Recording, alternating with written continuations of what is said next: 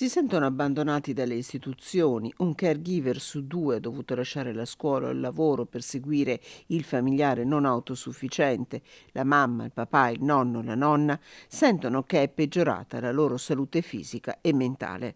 È la fotografia scattata dalla ricerca condotta dalla Fondazione Corazzin per FNPC Veneto su 1687 lavoratori e 476 pensionati che si occupano per almeno 40 ore a settimana di un familiare non autosufficiente e che chiedono di non essere più invisibili. E l'ultima domanda era una domanda aperta, quindi ci permetteva proprio di fare in modo che le persone ci portassero le loro necessità e su questo c'è stato un interessante allineamento tra le risposte dei lavoratori e dei pensionati, dove alla fine le richieste erano sicuramente quella che più ci ha colpito è stato l'ascolto, ascoltateci e dall'altra parte riconosceteci.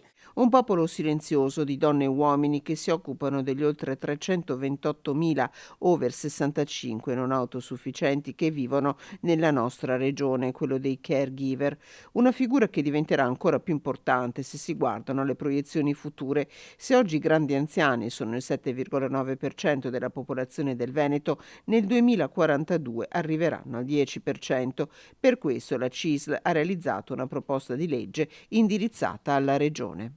Dobbiamo portare la loro voce, dobbiamo trasformarli da invisibili a visibili e per questo c'è bisogno di una legge sia nazionale che regionale che li istituzionalizzi, che li definisca come figure che hanno comunque un ruolo ma anche dei diritti e delle tutele. Questo ci permetterà anche di poter riconoscere ai caregiver dei diritti fondamentali che spesso e volentieri vengono violati.